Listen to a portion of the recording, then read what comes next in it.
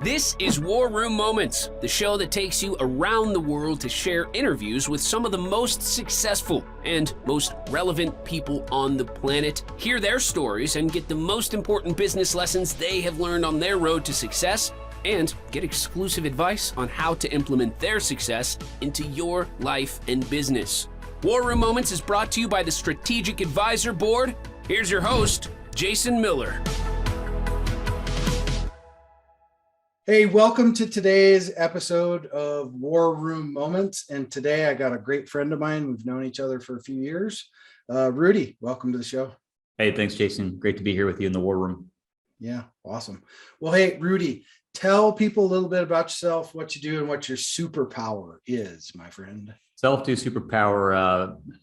What do you say? Be good, be brief, and get out.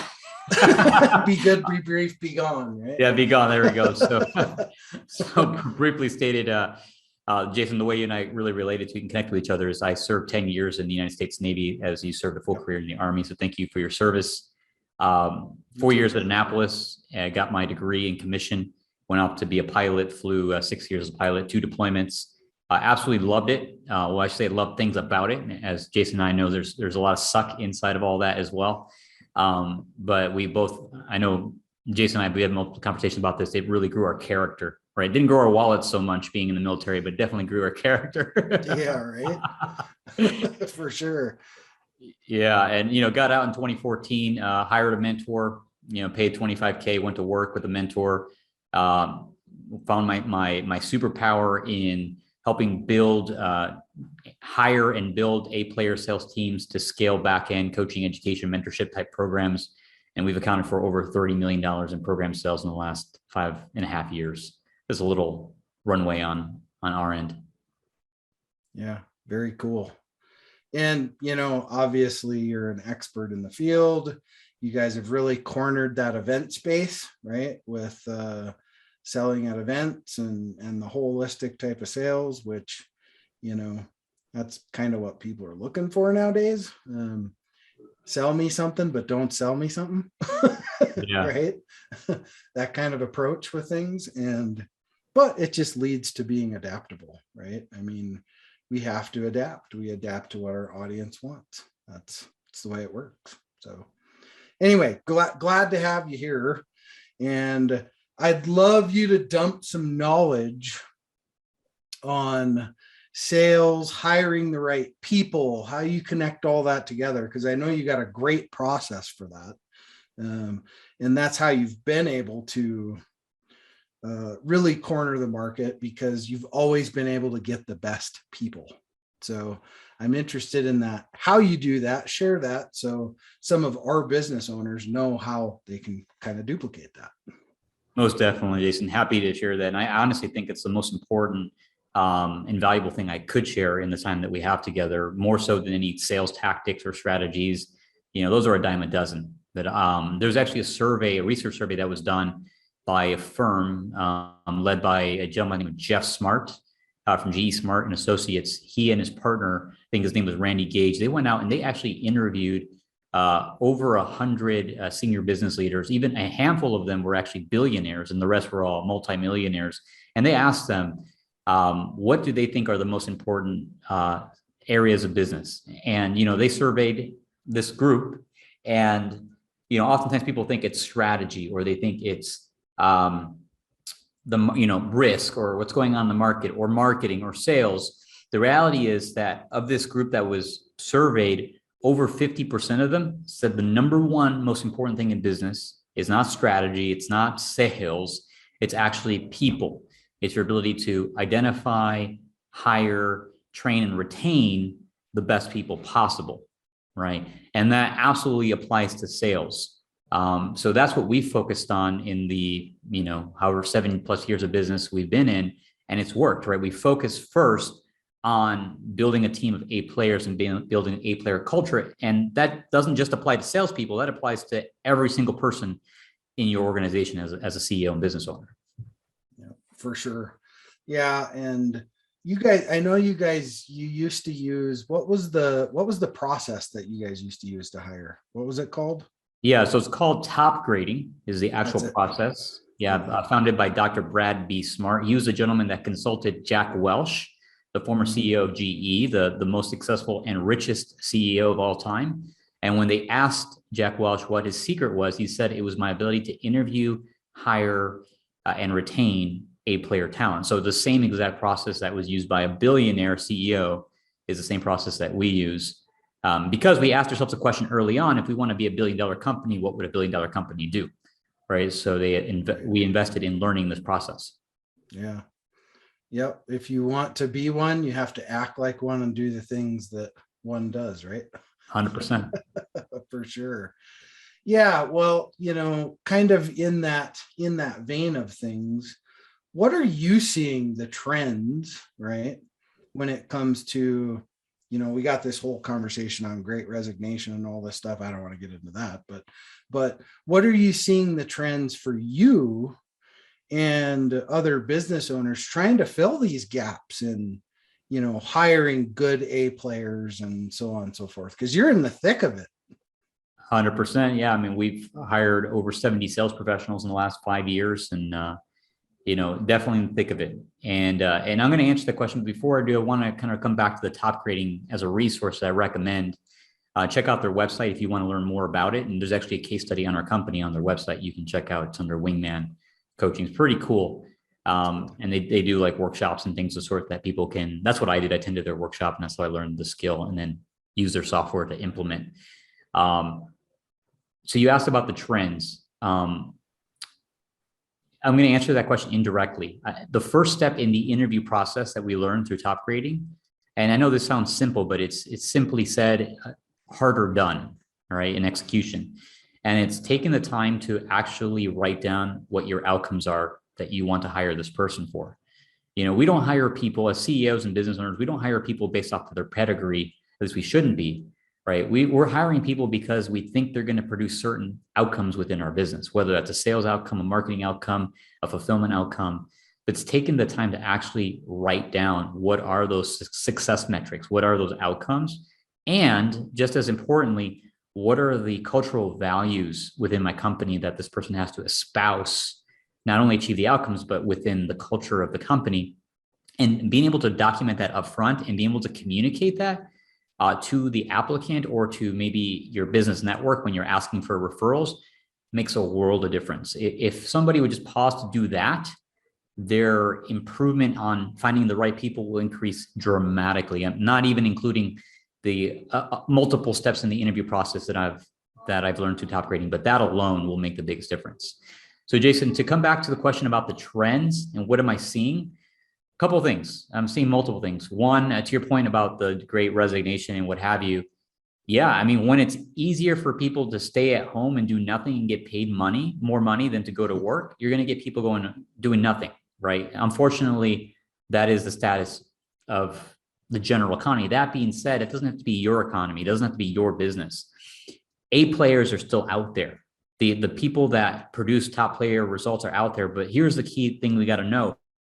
They're already employed and they're already making really freaking good money. Right? Right? Yeah. Yeah, you bet. Yeah. The Jasons of the world, they're already out there successful. Now, what we have to do is you have to create an A-player culture, and you have to produce an A-player opportunity for them.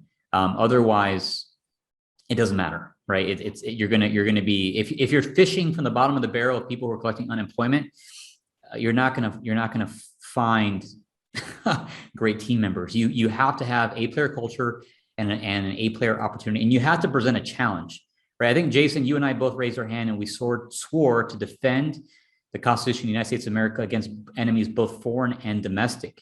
We didn't raise our hand because we were going to get a six-figure paycheck. We weren't going to get a six-figure paycheck in the U.S. Army or the U.S. Navy. Right. But you and I, and I beg her to put this out there, I want to speak for you, but it's because we were raising our hands for a cause that was bigger than ourselves, something that meant more than just me, myself, and I. It was like our country, our Constitution, our families, right? Our history, what we stand for. And that's what A players want. When they come to your business, your team, they want to stand for something that's bigger and better than them. Yes, you got to pay them well, but it's more important that they have a purpose or a cause to get behind in your business. So I went on a bit of a rant there, Jason, but I think that's so important for people on this podcast to hear. Yeah, totally. No, I agree with that 100%. And, you know, I think we all want the best all the time, right? We want the best employees. We want the best people surrounding us all the time. And that's tough sometimes, right? To do that. And, you know, there's two different processes I look at in hiring. You have like your top grade process or hire fast, fire fast, right? One of the two. And the difference is there's more opportunity cost with hire fast, fire fast, right? Right. Because of, depending on your business, it could cost you $5,000 just to train somebody, right? That's And now right. you train them and now they're a turd, right? Well, put lipstick on a pig, it's still a freaking pig, right? So there's an opportunity cost to going through that process versus in certain industries, McDonald's, right? They rifle through people like it's going out of style. Why? Because it's high school kids and this and that. Probably not necessarily the place for a top grade. They're not looking for the A player burger flipper. Right? but in a lot of our industries, we are, and that's why it is so important. And, you know, I think you guys have absolutely mastered that process. And just knowing you and the people that you have that work with you, I hate using the word work for me. I agree. I don't think anybody works for me. We work together as a team.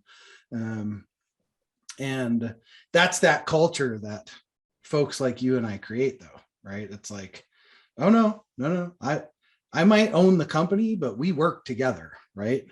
And that's culturing the company to have really good outcomes, right? And for that, I think you guys have done a really great job on that. And, you know, that's why you do have A players, and that's why people stay with you. That's why they're paid well. And, you know, although it's not always about the pay, right? But that's a part of it. It's a piece of it. People want to be a part of something that, like you said, part of something that's bigger, for sure. 100%, Jason. And you highlighted a really important point there, the cost of mishire, right? You said it could be $5,000 to train somebody. Yeah. And according to Dr. Brabby Smart, you know, if you mishire someone like a sales manager, as an example, it could cost you up to 15 times their annual pay. So if you're paying them six figures, it costs you $1.5 million between opportunity costs, between what you paid them, between the damage to your brand, between the time it's going to take to hire or recruit another person and train another person. That's expensive. 1.5 million for mishiring a sales manager. Right. And that's why we do what we do, as well as we help people avoid that type of expense and the type of cost, because we provide, you know, it done for you. Essentially, we're a sales agency. So they avoid mishiring a sales manager. Right. Yeah. Yeah. And we've all seen that freaking Scud missile burn for sure. So, well, yeah, great. And I think like a good takeaway point here for a lot of business owners is something like the top grade system, right? That's right. That's a great tool to use if you're going to hire anybody, right? Not just your leaders, that can be used at all different levels, right? Doesn't mean you got to be the one to manage it as a CEO, right? You can have your lower level leaders use that software or use that process to hire people, right? Because obviously we're empowering our leaders under us to make decisions and interview people and hire people and do all those things. So it's a tool, right? 100%. And there's something I want to highlight in that system as well, because I mean, your listeners can go to the website and like study more about it, but there's a key component to that oftentimes gets overlooked, and that's what's called the threat of the reference check, or the promise of the reference check. Letting people know up front that you're going to check everything, all the information they're giving you. You're going to, when you speak to their prior partners, managers, employers, what would they say?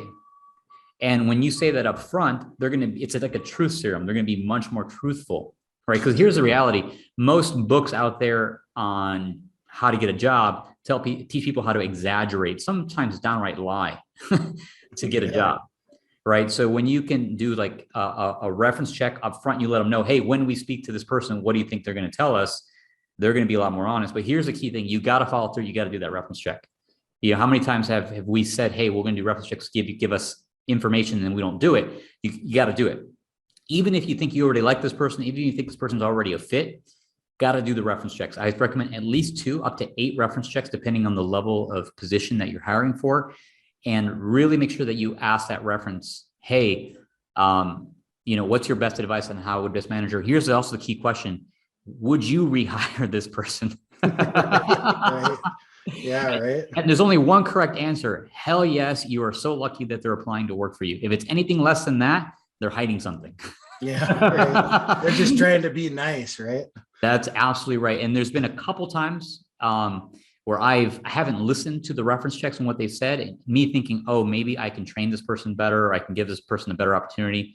And both times I was wrong. They acted exactly the way the reference check said they would. And it was unfortunately an opportunity cost and training cost. But I can't emphasize that enough, because I think that's one of the steps that gets overlooked in most hiring processes is the reference check. Yeah, for sure. I would totally agree with that. Well, thanks for that. And, looking at, coupling all of those things we just talked about, right? What is the struggle that you as a business owner, obviously, like we talked about before we started, we all got bucket loads of them, right, that we've gone through. But what's one that really sticks out in your mind that's a business struggle you've had, and how did you overcome it? Gosh, there's so many struggles, right, that we go through. You and I both have gone through a few together. But here's the thing, like I see them all as rites of passage. It's like, you got to go through this to get to the next thing. One of the things that's recently been on my mind, and I've known about this for years, so it's this idea of concentration risk, right? When I start looking at my business and I start thinking about, okay, if I were to exit this business, what would the value be? And fundamentally it comes down to, what's the concentration risk of the business? AKA, what are the single point of failures within the business? Right. I know we learned that in the military. Me with aircraft, like I couldn't fly around with one engine, because if that engine failed, I'd be in the water. Right. Really, I couldn't fail that. I had 4 engines on my plane. I definitely wouldn't fly around with less than 2. Right. Right. And I'm sure you in the Army, you had your scenarios, where you like, hey, I can't get to a single point of failure with a squad, a platoon, a mission, whatever. We always talk through those. Right. So same thing with business. And for me, I look at not only my team, thank goodness we have an amazing 8-player team that we've retained for way longer than industry averages, but also our clientele, right? I've had experiences where I've had single clientele that have accounted for the majority of our revenue, one client, right? Over 50% of the revenue.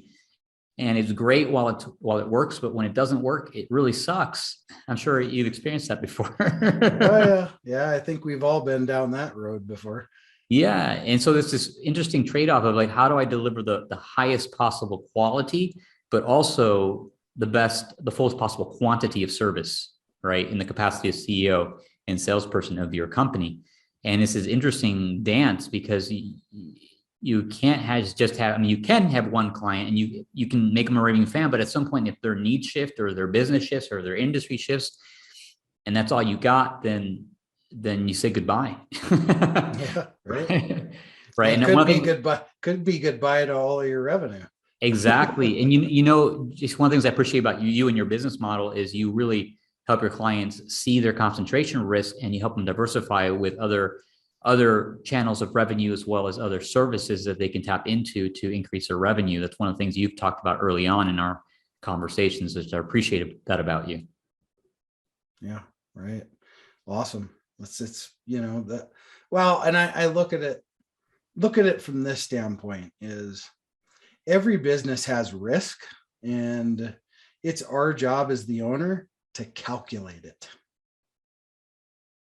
because we're always going to take risk no matter what. If you're not taking risk, you're not innovating.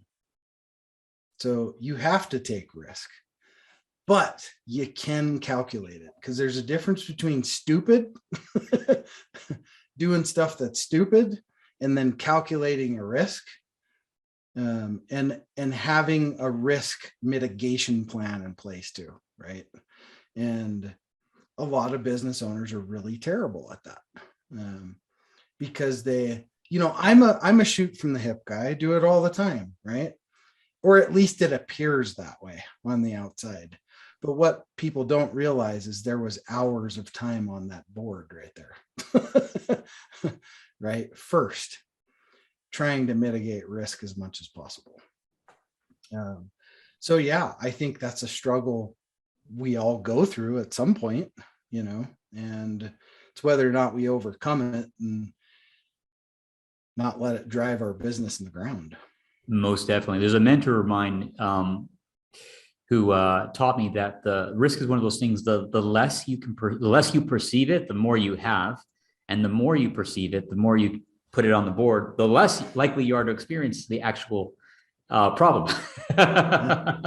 Some truth in that. Yeah. So it kind of brings me to the solution to that problem that I've recently discovered. And Jason, I think you can relate to this as well, is how to mitigate concentration risk. It's by creating a predictable, scalable client acquisition process, right? So that you're never depending on any one client to feed your family and feed your team, right? Serve them all to the best of our abilities, but we got to have more coming in than going out, right? Constantly. So I know that one of the things that you've been doing, Jason, you've been helping your clients with as well. And yeah, super important for us to always have that machine in place. And that's one of the things we do with some of our clients as well. We build out their sales processes on the back end. Yeah. Yeah. Well, it's a marriage. It's a very delicate marriage. And